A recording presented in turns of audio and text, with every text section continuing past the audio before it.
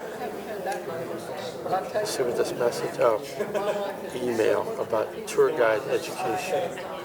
Okay, all right, well, we'll go ahead and get it going. Okay, folks, let's go ahead and get this going. They don't ring?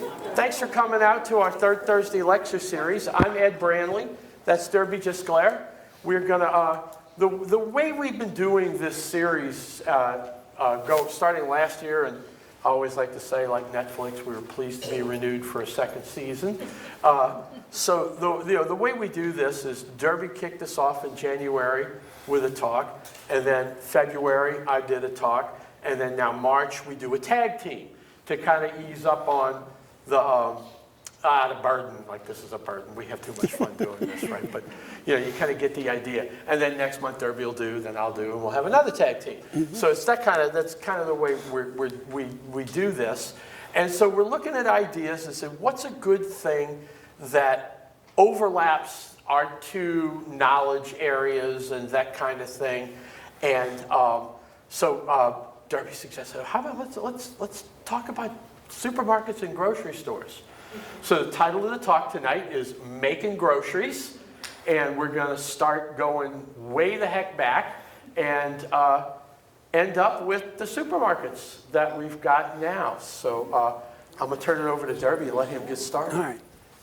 Ed's very well known as the NOLA history guy. I'm not so well known as the other guy. But we work well together. The first tag team, he had to do both sides of it because I caught the flu. So this is our first tag team, and we're going to have a lot of fun with it. So now you can see we're going from old to new, and let's start with the very oldest. Let's go at a timeline. Wait, did I hit it too far? No, there we go. Yeah. New Orleans is unique in that it goes back, grocery shopping goes back to the colonial era. And you can see on the timeline here where each different period has a different phase of how people shopped for groceries and made groceries. And what makes New Orleans unique is that we were the first to make grocery shopping, or make the market idea, a civic responsibility. And so that sort of frames the whole thing about New Orleans. From the time Bienville landed, he went where? That's your segue. That's my segue. Your segue. Bienville comes in. Now, I don't know how many, because I'm always, and I shouldn't be surprised because I was a high school history teacher, and I know we don't ever get anything right. You know, we get a lot of things wrong when we do these things. But you know, the way that Iberville and Bienville got to New Orleans was a bit different. You know, LaSalle came down the river from the head from Minnesota and just worked his way down.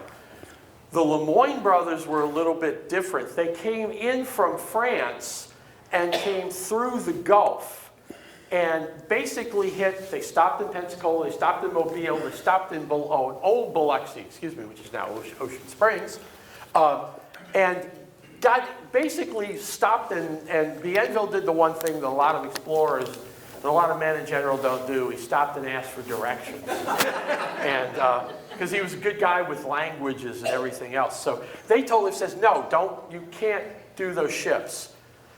Build some canoes, flat bottom canoes. Imagine what he was building, right? He was building pirogues, right? Build some pirogues, come in through the pass, come into Lake Bourne, go into the pass, go into the lake, and down Bayou St. John. Walk Bayou Road, with the Great Portage, which becomes Bayou Road, and you end up basically where Jackson Square is now. And that was the high ground at that point. What they found when they got there was a very big indigenous trading post that many of the indigenous tribes of southeast Louisiana would just pull up right there. And the lingua franca, which was Frank Perez always calls it, it's not just Frank, it's all the indigenous scholars, they call that language Mobilian. And it's kind of just a lingua franca of indigenous tribes. In that language, that spot was called Bolbancha. B-U-L-B-A-N-C-H-A, Blanche, place of many tongues. Because as you can see, it was a bunch of different tribes would just show up. And they would just bring up the canoes, pull them up on the river, and go from there. If you're ever wondering why we don't have a market square, that's why. You have a lot of towns and cities in America, in Europe, even in Asia. Everything, Europe is quite typical, right? Every little town in France, Germany, Spain, you got the town church, and then you have a square or a circular area around it. And on weekends, all the farmers would come in with and you'd have the market in the square. We didn't do that because the market was kind of a long way. It was kind of parallel because they pulled up on the river. And you can see this is a great illustration of that, where you've got indigenous from a number of different tribes, even trying to sell an African kid at the time, just all kind of goods, exchanging the news, Blanche. That actually does indeed become our first public market. Then you get to the first marketplace. That's a wonderful old illustration of just the whole cosmos of people that you could see. Women selling baskets, people selling fruit, vegetables, anything, all lined up on the ground, under tents, and eventually it moved to where we know now as the French market and became the first municipal marketplace. By 1791, it moved there, okay? Spanish colonial, the French, like I said, French are first, the Spanish take over legally in 1762, 1768 is the first actual governor moves in. So by 1791, we're under Spanish government, but we're still French. Yeah, we're French. We're French. That grows to a network of over 30 municipal markets. Now, I just put some of them on there. Some that you know, obviously you can see on the Crescent, you can see the Poydras market, the French market. One that most people don't know about, the Port market in the 3rd District. It was right there where all of the, if you see those old photographs of that crescent in the river, the 3rd District is where all the schooners and the yawls went, all the tall ships docked there, because those were more likely to be going overseas. And so the less they had to tow or sail themselves up the river, the better. That was where they went. Annunciation, St. Mary Market was, a lot of times you'll see that they were built in very narrow spots. As Ed said, the French market was this way, but so was a lot of the others. Look at the top right. Poydras market was built in what we now know as the neutral ground and one whole lane of traffic in the middle of Poydras. The French market's where it is. A Port market, there's one on, see, it wasn't much. It was just a covered spot for people to go. The Treme market's interesting in that it had a roof over it so that the streetcar could go through it. So you had things on both sides. You could Couple of things about the Poydras market was interesting because it was also the mule market, or the livestock. Well, mules in particular. Mules ran this city for just so long, it wasn't funny. Horses don't do well in the heat, right? It's like buggy rides, you ever notice this? They're not horses, it's mules. Everything coming from the riverfront, all coming with mules, and just off of the actual Poydras market with produce and meat and everything else, just a block or two off from that. And that area of Poydras actually also has two other big things about it. One, it's where the banks start opening up initially, because it was by the market, right? So you had to go make your deposits. Two, it's where it was where the New Orleans and Carrollton Railroad Company had their first station, because it was at Poydras and Baronne by the market. The other thing, and we talk about, everybody always talks about the French market. It wasn't the French market until there was an American market. It was the market You know, it's like, when it's nothing but, really nothing but the French Quarter, Tremé, and Marigny. It's like, I'm going to the market, meant going to the French market. But once the Anglo-Irish come in, and that's where the St. Mary market and the Port market come in, now it's like, well, yeah, I'm going to the French market, or I'm going to St. Mary market. It's called St. Mary market because the American sector was referred to as Faubourg Saint-Marie. And so that was the other side of Canal Street. Other unique thing about the Porter's Market, look at the depth of this gutter. Yeah. That's an ankle breaker right there. You know, you don't want to miss stepping over that. And that was, you see in a lot of the old pictures, they're very deep gutters. This was extraordinarily deep around there. Must have been very pleasant to smell. Now, this gentleman, Jacques the Butcher. Jacques. I struggle with Jacques. When I do French Quarter walking tours, of course, we go through that. I like to do, when I especially are talking about Sicilians and everything, you go through that back Dutch alley section of the French market. It's a zoo to go down to cater, you know, let's face it, it's just, it don't work. So you go through the back way, right? And we have all those wonderful bronze statues that were put up in the mid-'80s as part of that time period's renovations and everything. He's a really good example of the men that worked in the butcher's market. Except I always say that Jacques the Butcher should be Fritz or Johann or Karl, because the butchers were all German. Now, there were butchers, you know, the original butchers, of course, were of French, Spanish, Creole descent. But you know what happens after you live here a little while and you're sweating and, you know, breaking your back, getting up at 4 in the morning because the butcher's market, you know, we're not talking air conditioning here, right? So the butcher's market started before dawn, and by 11 o'clock, it was already too hot to be done. The business was still the same. Think of the, you know, back room at Dorniak's or something, you know, the meat department at Dorniak's, just minus air conditioning and power tools, basically, but you get the idea. Well, Jacques is a very good depiction of a German butcher, but we're in the French market. So the city of New Orleans, in their infinite wisdom, decided that we're in the French market, he needed to be Jacques. Well, and you know, the whole French market is really 4 or 5 different buildings, right? There's the meat market, which is where the butchers were. Very famous butcher there by a Frenchman, by the way, by the name of Tujac. Yep. Who had a little place across the street where his wife used to serve the butcher's breakfast, which is now called brunch. Okay?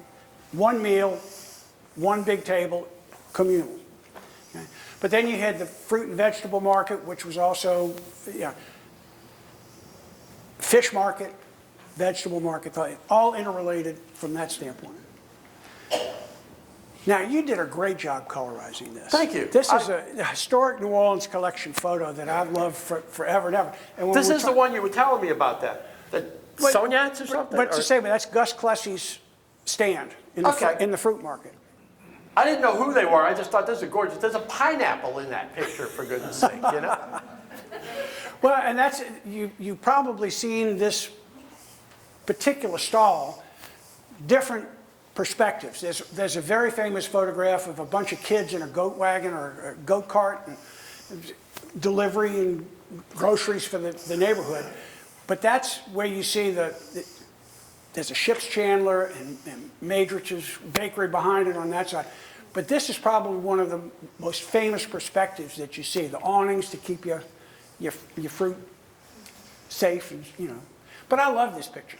You did a great job colorizing. This one in particular, because it's, well, there's a couple of things. First of all, yeah, great picture, right? He's got these guys. It's like, the guy on the left in the black suit is like, you know, he just looks badass. You Security. know? Yeah, exactly. Security. Right, yeah. He don't look like he's selling the cherries and the lemons, you know, that kind of thing. But the picture dates around 1927, 1928. Now, by then, this is not the French market.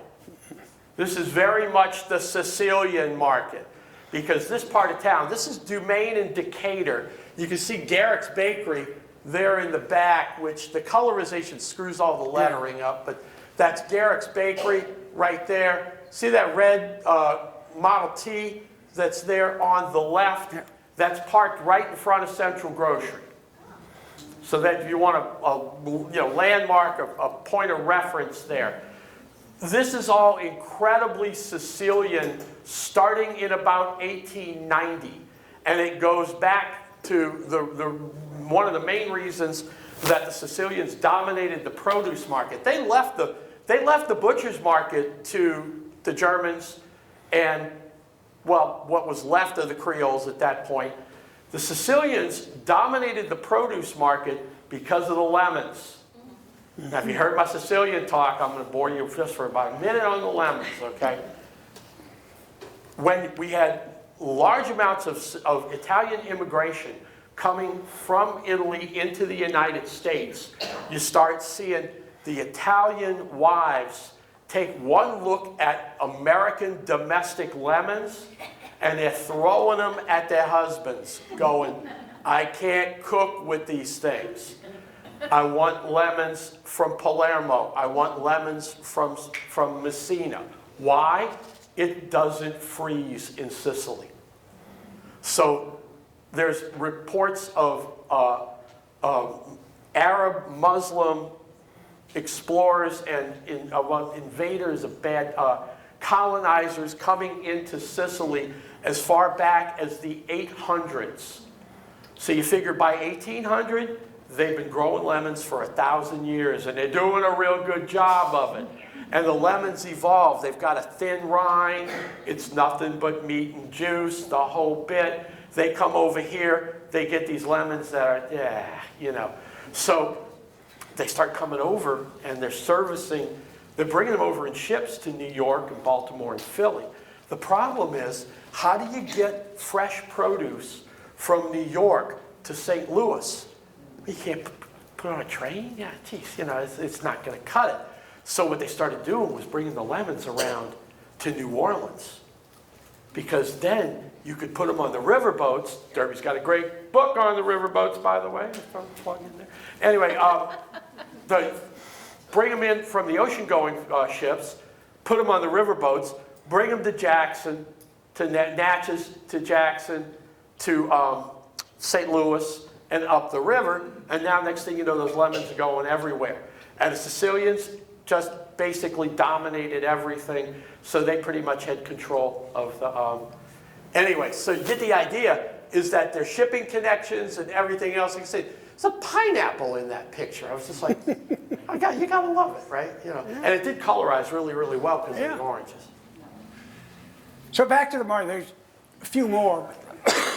Remember I mentioned that they're normally in narrow spaces. Well, look at the bottom, the Britannia market. Now that strip of land is still there, it's a playground now. But that was an old railroad terminal that they took over. And I think at one point in the 30s, they put the brick exterior on it and whatnot else and changed the tower a bit. So it's still pretty much, it looks like this. The magazine market is right at that triangle. There's a Spanish building there now, and I can't think of who's in it, but it's it could be. Lots of these buildings, as you know, have been other things, but that's roughly where that is. And then the St. Mary market, there's just the neutral ground and businesses on either side over near that. The important thing about the public markets, they last a long time because we don't get commercial air conditioning. Anybody know what the first store in New Orleans that had commercial air conditioning? It was a department store. Krause in 1931. But literally it wasn't until 1931 that you had a commercial business go full AC. So the public markets were still a thing all the way almost up until World War II. Schwegman would have been earlier, except for minor detail of not being able to buy construction materials during the 1940s. Things Right? like that. Well, that's why you see the open sides. It Right. not only made it easier for the merchants to get things in and out, but it also had airflow such as that going on. Yep. Now we get the rise of what you know is the corner store.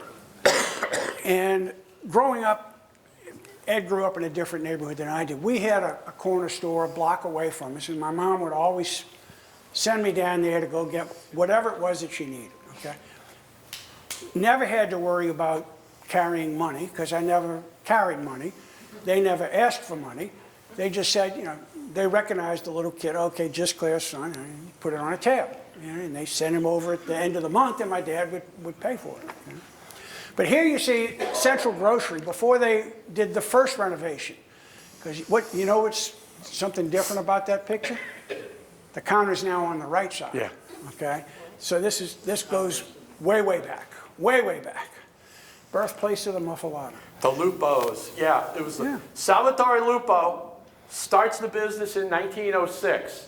The whole thing with the sandwich, of course, is one of the regular things you saw with the Lupos, the Peronis at Progress, the whole, that whole area was traditional lunch for the Sicilian workers was just to lay out an antipasti spread. And they would just go, and it's basically like you're at a buffet, right? You're at a reception, you're at somebody's thing, you grab a plate, you take a little of this, a little of that, and so you're sitting there with your fork and you're eating, right? So who's the head bellman at the Monteleone is tapping his foot, the construction guy down the street, the guys on the riverfront. So that's when Mr. Salvatore gets the idea, hey, what if we were to take and put all of that antipasti on a loaf of bread? And that's basically where the sandwich comes from. So then you start seeing all the immigrants having their own specialty stores. For instance, the Jewish Connection. Now, I went through the old city directories for about 50 different years. And there are at least 25, 26 different Jewish-owned groceries. Raise your hand, you recognize any of these places? But they're not in the Jewish neighborhood. Look at all the addresses. They're everywhere. All across the city. St. Bernard Avenue, North Robertson, Dauphine, Burgundy, all over the city, wherever they were. They could be a little bit of front room, they could be 2 rooms, could be the whole corner store. Same thing for the German network. You notice the guy up the top left, John Schwegman. He's pretty well known, but again, all over the city. Got a nice picture, first delivery van, Schwegman's 1898. Home delivery, right? And it's the same in every neighborhood. Now, can you imagine if you've got 6, 8, 10 different ethnic groups or cultural groups, and each has 20 to 30 different stores in every neighborhood? There is nothing that you can't find in your neighborhood within walking distance. Taraminas. Yes, founder of Progresso. This is an interesting connection because it comes back to Mr. Tujak. Because now Mr. Tujak has hooked up with Vincenzo Taormina. They open up, this goes back to the Sicilian stuff, but I'll make it quick. 1897, United States Congress, the Italian government, or the Italy, is flooding the United States with cheap goods, in particular in the textile industry. We don't know from ready-to-wear stuff at this point. 1897 is when Simon Schwartz is opening the Maison Blanche, right? So we're not talking, we're still talking dry goods, buying fabric, taking it to a seamstress. Now all of a sudden the Italians are flooding us with ready-to-wear stuff, shirts that are already made, pants that all you have to do is up the hem or take in a little bit, the whole bit, right? The federal government's reaction is to impose tariffs. Yeah, Did it work? It worked in this case. Well, Yeah. It worked and it didn't work. It did work. In the lemons, it didn't work because the Sunkist Growers Co-op in California was more than looking to find a way to suppress the sales of Sicilian lemons.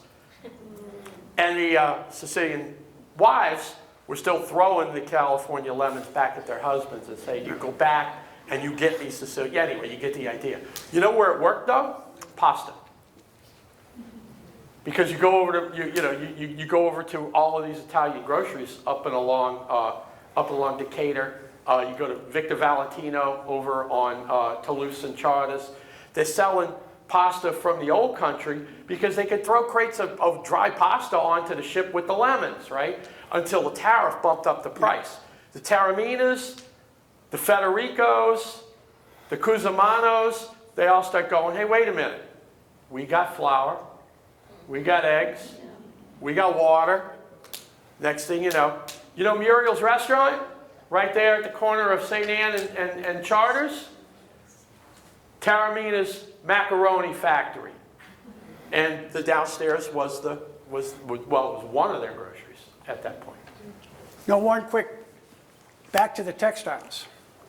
There's a famous picture of Canal Street where you're looking at Maison Blanche building, and in the left-hand side, you see a sign that says Lazard. And Lazard used to have a clothing store. Okay, now Lazard, Frere, the very famous world, started in New Orleans. And then they followed their largest customer in 1849 out to California, because that's where Levi's was selling blue jeans to the miners. So they moved their operation out to California. Lehman Brothers was also started about 2 blocks away from there too. Now we get to bridging the gap. This is where we start looking from the little neighborhood grocery store to something larger, something like the one in the middle. And this, before you get to the superstores, there's a company called H.G. Hill Stores, a company out of Tennessee. And they revolutionized the whole business by having larger centralized grocery, but they also invented what's called cash and carry. So I couldn't go in there and just say, put it on my dad's bill anymore. You pay and you can go. Now you'll notice some of these buildings, you may recognize. One on Magazine Street is now part of St. George's School. It's their gym. It was the old Jefferson City Public Market before that. Mm-hmm. Yeah. The one on Broadway in Zimple, any Tulane graduates? You know, that's the Boot. It's the Boot. Exactly. The one on South Carrollton and Willow has been about 550,000 things. It was a Cuco's Mexican restaurant when I was in college. It was a seafood restaurant. It's a hibachi and sushi place now. It was a hardware store at one time. Hardware store, transmissions, been everything in between. Okay. Well, by the 50s, the trend away from that was to go to the superstore. Now again, I can remember my mom sending me to the Hill store on the corner of State and Ferret, which is where she got the whim things, anything she needed on a whim or a real quick thing. The big shopping was on Ferret Street, Canal Villery. That was where the big shopping went. By the way, you know where Canal Villery gets its name? The first store. The first store was at the corner. Canal and Villery. There you go. The cash and carry thing also was a big deal because that actually, because the supermarkets were like, nah, we're not doing that anymore. It's too complicated. It actually kept a lot of little places alive. Mm-hmm. Anybody remember? My parents' first house was on Dream Court, just off of Metairie Road. Anybody remember Modica's Grocery back on? What is that? It's not Beverly Gardens. It's Conifer and Metairie Heights. Thank you. Right. It's a house now. Yeah. But Modica's Grocery. Yeah. Right. So here's some of the supermarkets that, then and now, as a plug for Craig and Ed's Craig and our new newsletter. Yeah. I mean, we recognize a lot of them, of blessed memory. From humble beginnings on Piety Street came the Schwegman brothers. Okay? And again, we see the delivery wagon and whatnot else. That grows into the supermarkets. Look at the one on Gentilly Boulevard. This is not a Costco. This was in 1950s. We used to go If, to airline. if it was available in the free world, it was It at was that it. Schwegmann's. John Schwegman sold it, Okay? right. He had it. And Mama could go fetch it because Papa was at the bar. Yeah, I was saying, go back to the ballroom for a minute. Yeah. Go back one. Yeah.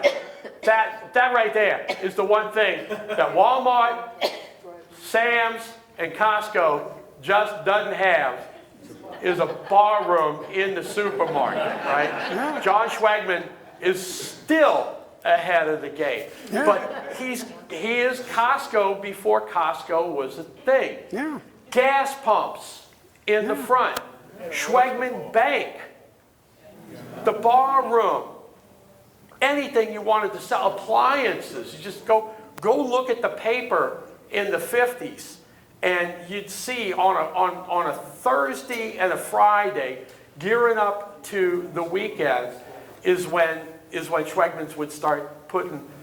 What happened to the Schwegmans? Two things. One, well, the big thing was, of course, that John Sr. passed. We went into politics and kind of passed it on to the family. John Jr. and Melinda, weren't exactly. You know how you do right by your kids and you give them a good education and you give them more education than you got and everything else, the next thing you know, they don't want to do what you did, right? You know, that kind of thing. So that's part of the problem. Mark Robert bought several of the stores because Mark worked for Mr. John that was, when he graduated from Brother Martin and he went into business and he worked for Schwegmans. And so the Robert stores have a start as Schwegmans.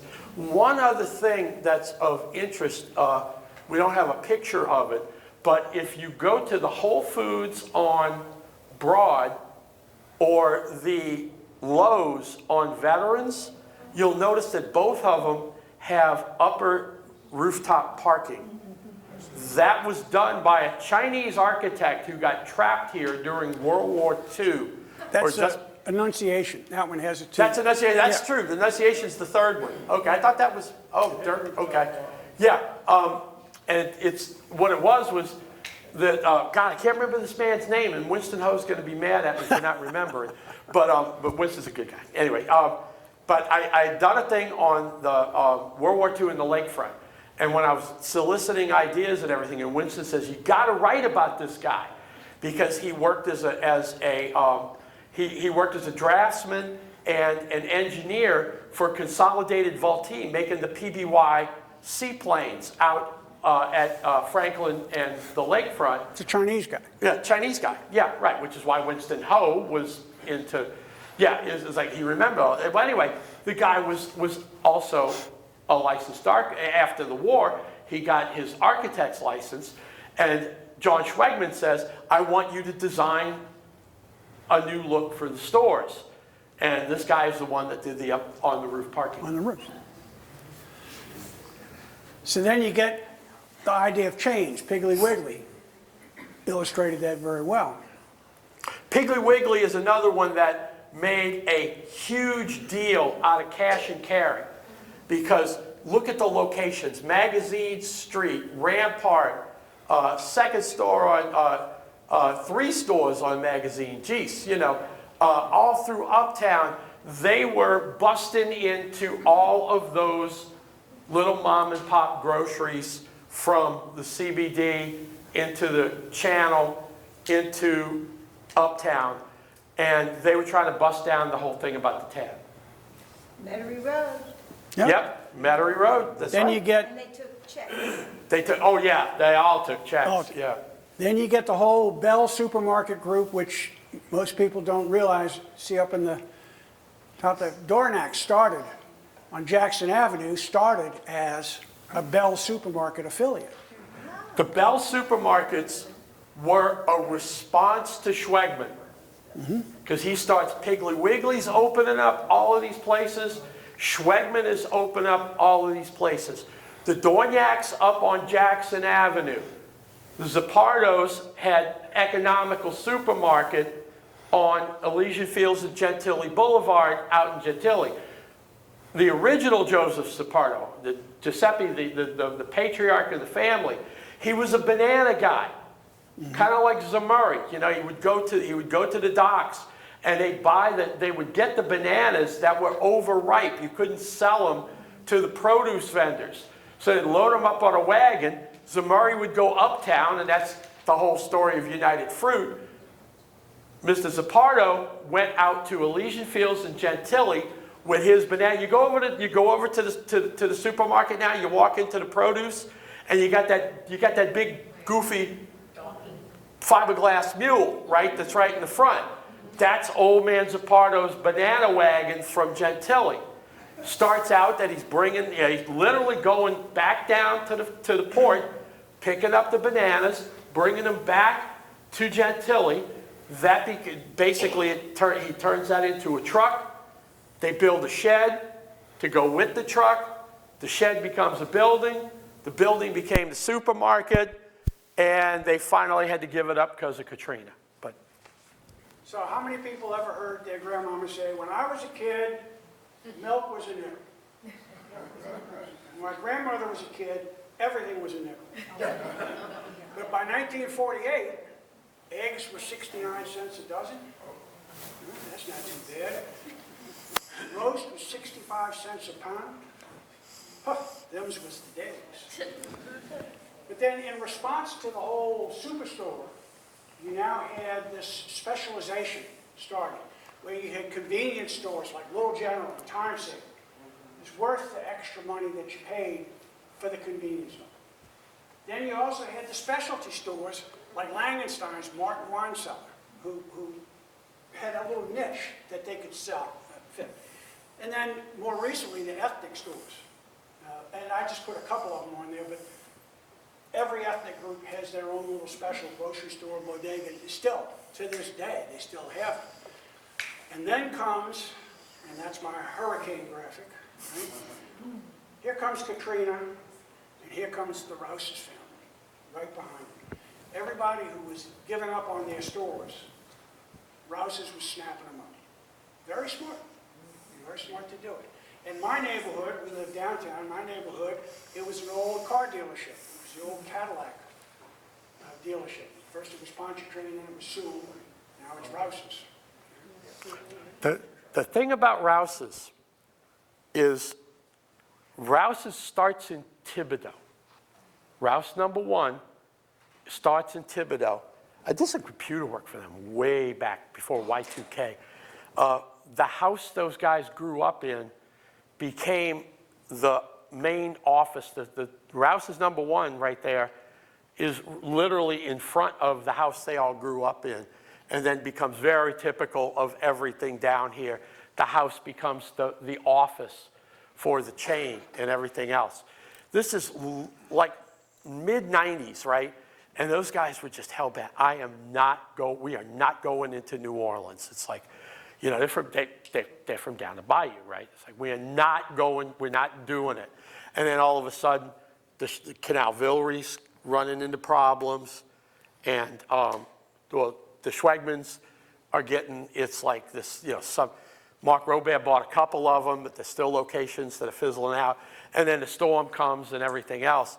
What happened was, in particular, with the Canal Villery bankruptcy, was that the government would not let the Rouse's cherry pick the locations. They said, you are not creating food deserts in Orleans Parish. You want Metairie, you want the West Bank, you gotta take Mid-City, you gotta take Uptown as well. So now you have this whole, you're going from the giants to the specialty stores, and we've listed just a few of them, and the ethnic stores. And they're all still coexisting. They're all still little specialty markets all around. Verdi-Mart. Don't forget, that was the other one. In addition to Verdi-Mart, the old A&P In the quarter. on Royal Street in the quarter. It's a Rouse's now. Yeah. Now we get to some of the other specialty and gourmet stores. Some of them you recognize the name, some of them you may have been to. Let's talk about the space. Angelo Briccato starts one of the first little specials, his little Italian bakery. What a wonderful place. It's still there to some extent, okay? But that kind of grows into Mackenzie's. Now, I had a very unusual childhood. My grandfather worked for the States Item. And he collected all of the advertising for all the grocery stores and all the specialty stores. So on a Friday, my mom would leave me at my grandparents' house, and my grandmother, bless her heart, would try to entertain me, but I had no interest in calla lilies and daisies and things that she grew. And so my weekend would begin when my grandfather came home. We could eat dinner, watch the Gillette Friday Night Fights, and on Saturday, we'd make the rounds. So as a kid, I grew up with inflatable green giants and inflatable ears of corn. Every promotional gewgaw that the guys who knew him, every guy stacking cans at the end of an aisle knew who my grandfather was. Schwegman took out an ad, but he passed away. He was so well known for them. So when it came to Mackenzie's, and remember Dick Bruce? Oh, God, how he didn't weigh 900 pounds. I have no idea. Those are now local things, like the Gracious Bakery. And there's a handful of new ones that come out every year that are just wonderful. Still specialized, like the La Boulangerie on Magazine. Yep. I mean, it's all French pastries, just like Briccato's is all Italian, but you can find a little bit of everything in any of these places. Couple things on, just a quick story about everybody knows Briccato. If you don't know Briccato's, I don't want to say shame on you, but go over to Dorniak's, or particularly go over to Zappardo's. They sell pretty much everything. My favorite thing to do, I miss it at Jazz Fest, is Briccato's sells the cannolis frozen. So they freeze them, send them to the groceries, and then you can buy it from the grocery. Jazz Fest, they used to have, Briccato's used to do one of the food booths at Jazz Fest. Used to be the best thing in the world was when the first thing you did when you got into the fest ground was go to the Briccato's booth first and buy the cannoli and just hang on to it. So by the time you were ready to eat it, it thawed out. It wasn't like going down there on Ursuline Street and watching, or even now going on Carrollton Avenue and watching them make the thing, just heaven. Interesting story about Angelo Briccato's though. Of course, he's selling Italian ice cream, right? But the catch was that Italian gelato, spumoni, and the pistachio ice cream, and all of these, they have a much lower butterfat content than American ice cream. The Sicilians were okay with that. It's spumoni. Who turns down spumoni? That kind of thing. But the existing ice cream vendors, the Seal Tests and the Brown's Velvets of the world, the Walker Romers, the dairies and everything, they tried to put the squeeze on Briccato, saying, "You don't make ice cream." And he says, "Okay, fine. I make gelato. And I make granita, lemon ice." Right? It's like, yeah, fine. It ain't ice cream. Next, that kind of thing. One more plug for then and now. There's a great picture circulating online, social media, Facebook, all these others. It says, where am I? And it says, A Briccato, ladies' entrance. You think it's at Briccato's? Oh, that's my fault. No. I did that last week. It's at Croissant d'Or. Yeah. It's in the quarter. It's Everything old is new again. It's the original. It's the original. It's the original. What's not even the original Briccato's, because he started at Ursuline's in Decatur. That got too little. So he comes up to the 600 block and he buys two big townhouses, throws it all together, builds out what basically is a gelateria from Palermo. And, well, Croissant d'Or just got, well, what happened was, of course, is, let me get my dates right. 1978, they open up on North Carrollton Avenue. They keep the store on Ursuline until 1981. Again, I think it was a lease thing, right? You know, let the lease run out, and then there was that. By 1984, I even had a woman come by the Cabildo the other day. She's like, wasn't there an Italian place over there? And she's pointing out the window of the Cabildo, and it's like, she's pointing at Stanley's over in the Patalba building. And because during the World's Fair, the Bricados leased out where Stanley is, that corner right there, at the corner of the Patalba at St. Anne and Charters, and leased out as the Bricados for the World's Fair. Mackenzie's got to over 100 stores at its peak. In particular, Piggly Wiggly, the one on Metairie Road, didn't have a bakery department. They farmed it out to Mackenzie's. Dorniak's, for 2 decades, didn't have their own bakery department. They farmed it out to Mackenzie's. What started happening, and it was Canal Villery that really started leading the trend, was the whole idea of in-housing your own bakery. And that pretty much is what killed Mackenzie's, because instead of everything being made down in the plant on Desire, you had all these guys that used to work for Mackenzie's coming into all of the stores and opening up their own bakeries. Exactly. Then you get some of the gourmet stores. Yeah, Solari's on the corner of Royal, it's where Mr. B's is today. You still recognize the bay windows. Okay? One of the great, I mean, you had steaks from Delmonico, you had chocolate-covered crickets, you had anything that you wanted, you could get there. My mom used to send my dad and go down and go get what was called Russian cake. Very special. You know what it was? All the leftover cakes that they had in the case at the end of the week, made it into, put a little vodka on it, Russian cake, wonderful. Like Tercy. Yeah. Remember the old Tercy's on Poydras? Used to have spaghetti Tercy, very special. Well, we ate there every Sunday for 3 years. So as a little kid, they'd take me in the back. Spaghetti Tercy was in the pot in the corner. And it was all the leftover spaghetti sauce from today goes into the pot. Tomorrow, it goes into the pot. Next day, it goes in. And it simmers and simmers and simmers all week long. And that's spaghetti Tercy. Very complicated recipe. That becomes Martin Wine Cellar. Now, Martin Wine Cellar started off, it's one of the only places in the state of Louisiana that has 2 things, a wholesale and a retail liquor license. That's right. And so Wines Unlimited, which is their wholesale part, and Martin Wine Cellar is the retail side, obviously. Martin Wine Cellar is one of the few places that does very, very well in Metairie, but didn't abandon their roots, because they still have that huge store on Baronne uptown. And the warehouse for the other is right next door. Right next door, that's right, yeah. Anybody remember what that was before it was Mr. Martin's store? Cinema Hall Theater. If Yeah. you've seen one, you've seen them all. Seen them all, yeah, exactly. You've seen one, you've seen them all. Yeah, but Now, about Dave Martin, who started this, the steely-eyed wine merchant, right? You had one of 2 reactions to him. You loved him or you hated him.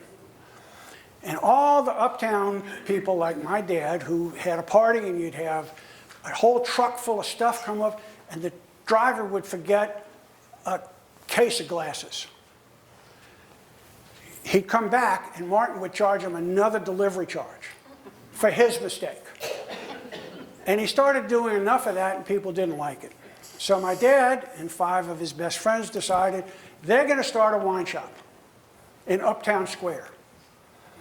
Now, this location is what's called a beer neighborhood, right? You got a champagne business in a beer neighborhood. In that neighborhood, it worked. Uptown Square, not so much. Champagne neighborhood, beer business. Didn't work too well. But I can remember ordering, because I took some time off of grad school to go work for my dad. I mean, 6 doctors, what do they know about running a business, right? Nothing, in fact, which is why they needed me to come in and help bail them out. We would order a semi-truck of food stuff from different vendors in New York. And we get an 18-wheeler every 2 weeks would come in. And I remember getting wheels of cheese the size of tractor tires. And two of us had one of these, it looked like an old, you know, the old things of the saw, except it was a knife, one on each side to try and start cutting it up. And we would sell it to all the little neighborhood people around, you know, so we could do it. Shallow and Weber meats, and any kind of gourmet stuff you had. We did it for a year, gave them their first dividend check and quit. Okay? Now, that was the end of that. Okay? Don't sleep on the other thing too. We talk about Martin's as basically a liquor store, right? You know, it's like wine and beer, that kind of thing. Don't sleep on the deli. Oh, no. When I was in when I was at UNO in the late 70s, my fraternity brothers and I, as was the want of guys in their 20s who didn't have a ton of money, were absolute experts on every all-you-can-eat, discount, whatever place. Martin Wine Cellars Deli. Now remember, this is the one on Barone, right? Because the one it's still the theater, still Rocky Horror on Friday nights, right? You know, so it's like, but buy two, get one free. How do I know that? Because I had guys who were experts on every buffet and everything else. We'd go venture down there and get 3 sandwiches, you know, basically 3 people, and pay 2. There you go. Now you get some of the chains that are moving in. Swiss Colony used to be in almost every mall around. Y'all ever get those little gift boxes? The summer sausage and the cheese, those things are the first MREs invented. The sausage could last decades. Okay? Not in my house, because I would scarf them down like that, and a box of those little petit fours. Yes. You know, oh, God. A dozen of those makes a great The one in Clearview, and the ladies at the MB candy counter would just shake their head. It's like, why did it go down? Why did they buy that? You know, it's like, why did this? It's because they got catalogs, honey. You know, Yeah. It's like that kind of Krispy Kreme. Everybody knows Krispy Yeah. Kreme. We got one Krispy Kreme in town. We used to have 2 because somebody, one of the other, there was a franchisee that said, got the idea that they could open a Krispy Kreme in Jack's Brewery. Now, the idea of going head-to-head with Café du Monde. By the way, that is when Café du Monde that's when Café du Monde started selling beignets, by the way. You look back at every old sign. donuts. Coffee and donuts, because we didn't care. We didn't put on the beignet air until they tried to hang that Krispy Kreme sign over in Jack's Brewery. It didn't last, not because people didn't want the Krispy Kreme donuts, but Krispy Kreme's business model is selling to every gas station in the world. You go out, like there is a Krispy Kreme in Itasca, Illinois, just past O'Hare Airport. It is a warehouse. The storefront looks like a Krispy Kreme, but it's got 4 big truck bays where they load up the donuts and the Krispy Kreme. Off they go. You got 2 trucks there, just at the one down the street here, right? And off they go to everything else. Where are you going to park a truck at Jack's Brewery? That's why, seriously, it's the main reason why it flopped was because Can't do it. they couldn't make it work. You ever wonder what happened to Mackenzie's recipes? Tasty donut. Harrison Avenue. That's it. Gilbert Copeland. And speaking of Café The du Monde. coffee. Café du Monde. Café du Monde and Morning Call, it's like LSU and Tulane, Holmes and Maison Blanche. I mean, people take a side and that's it. Forever. I'm a Morning Oh Call. God, and the hate. Yeah. When I started writing about them, just that it's worse than Tulane. Ah, that's it. You know, and now, you could still get into PJs, but Starbucks, I mean, you know, if you want a big coffee, that's a cost a kidney, at least, you know. But the butcher is back. Now, again, growing up, when my mom would do her big groceries at the Canal Streetcar on Ferret Street, she knew the butcher. And she also knew when he said, well, I got fresh this today. She also knew how fresh was fresh, okay? But now, you know, look at the bottom, Terra Nova, the old neighborhood grocery, the parents gave it up. I guess it took about 8 or 9 months, and the son reconfigured the whole thing into a custom meat market. If you like Italian sausage, That's go ahead, it. Terra Nova. That's The Terra Novas is one thing I kind of get a guilty pleasure out of, is trolling what I call, you know how you have holier than thou people? You say sometimes you get nolier than thou people, right? And I like to troll them a little bit, and I will tell them, it's like some people will go, oh my God, you gotta go, you know, you gotta go to this pizza place or that pizza place. I say, now go to Katie's. Why go to Katie's? Because Scotty makes a pizza called the Terra Nova, and he uses that sausage. End of discussion. I will take no arguments, right?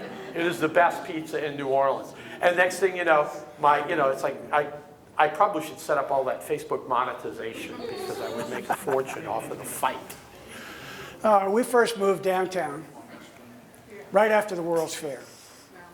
And my dad gave me a roll of dimes. And I asked him what it was for. He says, if you ever want to get the bums off your front stoop, just throw a couple of dimes out there and scatter them out, you'll be able to get outside. Cochon, when they first moved in, this is several years later, okay, they used to roast their pigs in the middle of the street. There was nobody going up and down. It was very few people living downtown at the time. And we could sit up on our roof and you could smell this.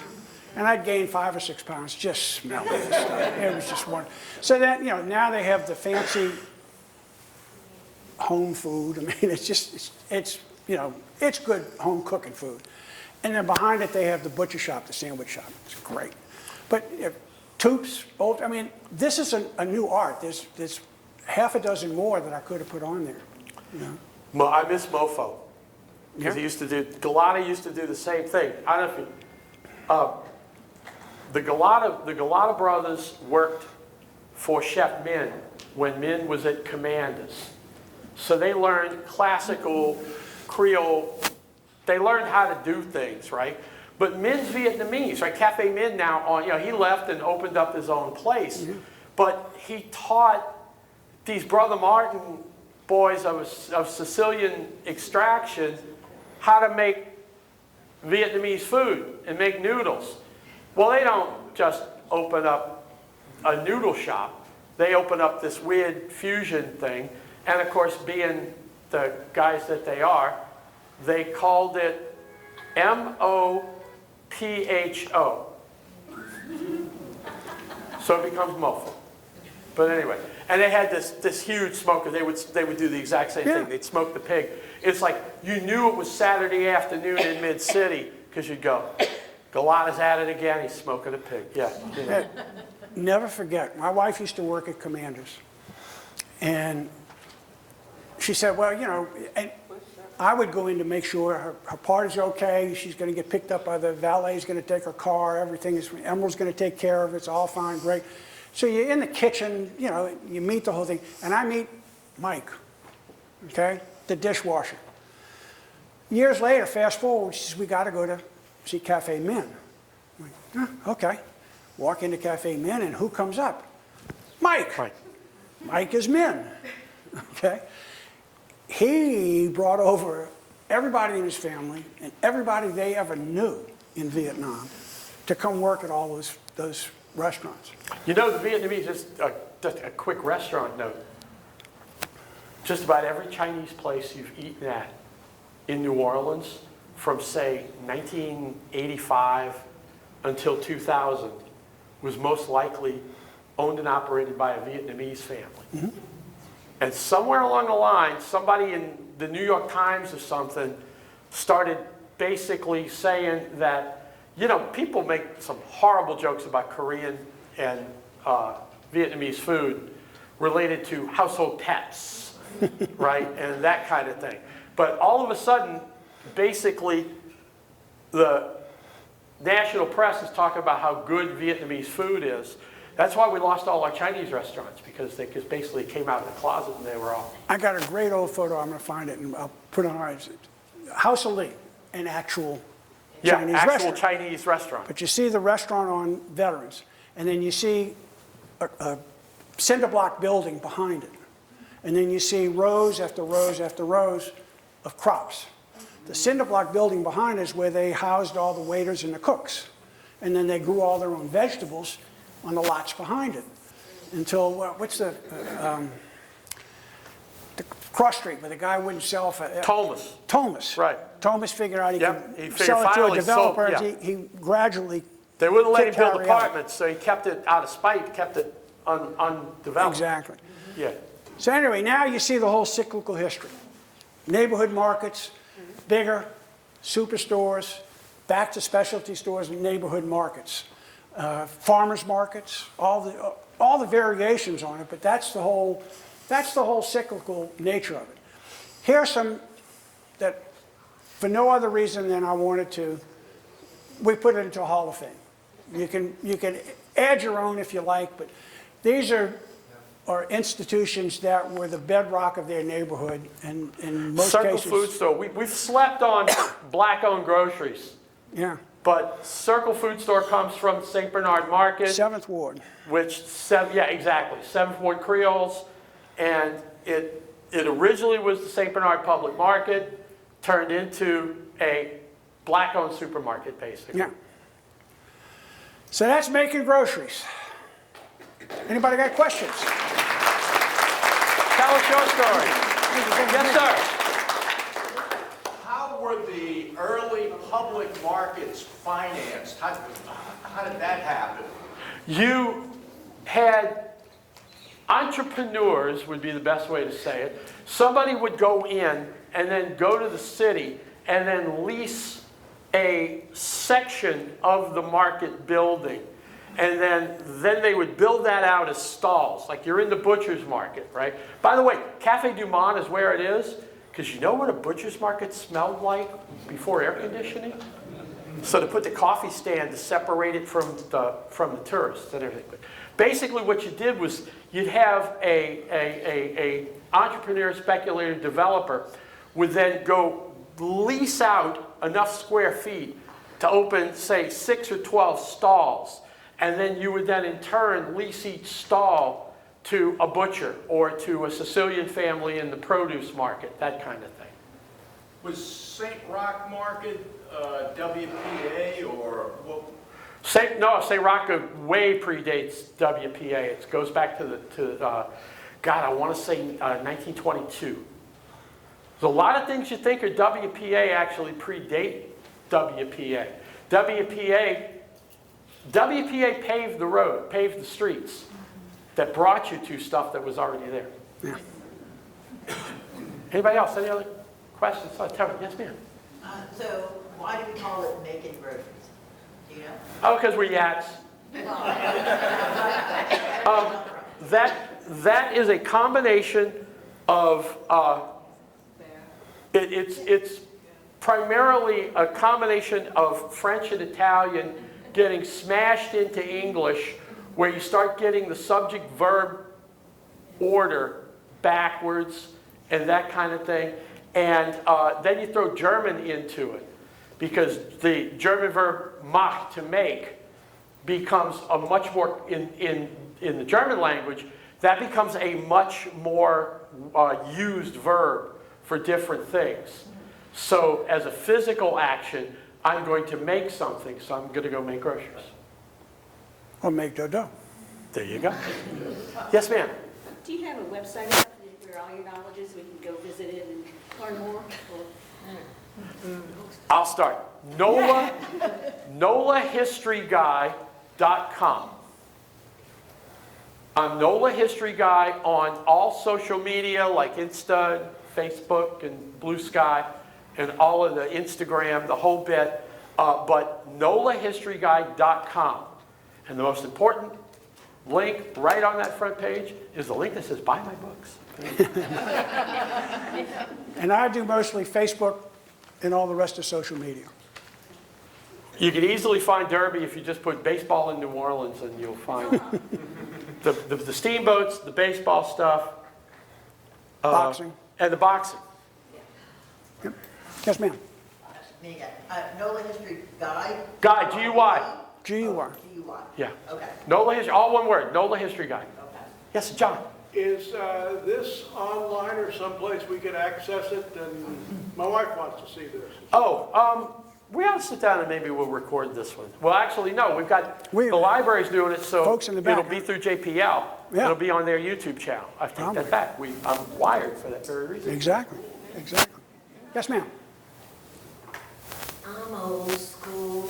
If you printed this out and handed to everybody, it'd be really nice. Because when you're on the computer and everything, a lot of times you forget where you put things. And if you see the paper, like the lady that does the genealogy, she does that. And we can reference it by sight instead of digging and forgetting password. Okey doke. All right. Anyone else? Yes, sir. Yeah, we know New Orleans is unique, but has this transition from the locals to the nationals and stuff followed in other large cities such as Absolutely. New York, Chicago, Atlanta? Well, in some cities like New York, you never really had anything like Schwegmann's. You didn't have the real estate for that. So you had all the corner markets and you had the smaller markets on every corner. So in Manhattan, no. I would venture to say in, you know, the rural or the suburban areas, yes, you had the same sort of a thing. Staten Island and Jersey, yes. Manhattan and Brooklyn, no. That's why you still got bodegas. One of my favorite things in the world is to go look up, just Google bodega cats. And it's a gal, she takes, well, she started with it, lives in Manhattan, and basically, you know, they don't kick the cats. They don't help code the cats in bodegas in Manhattan because it's rodent control, right? You know, so, yeah, but anyway, yeah, every little hole in the wall place is still there because you can't, yeah. You're not setting up a Costco on 8th Avenue, right? Exactly, exactly. And, you know, again, I watch a lot of baseball and you see all the different patches that they have to, they're going to look like NASCAR drivers before long, okay?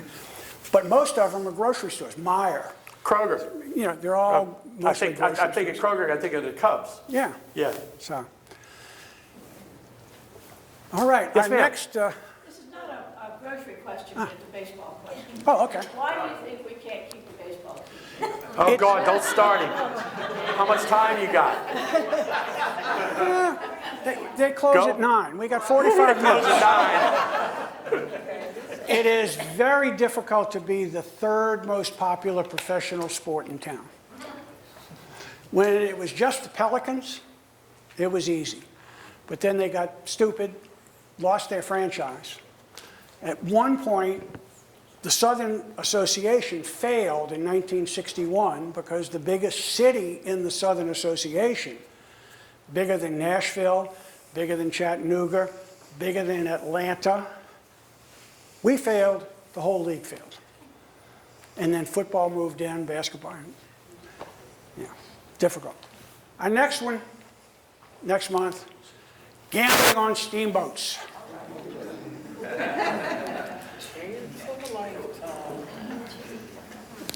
Thank you all for coming. Thank you, everybody. Appreciate you.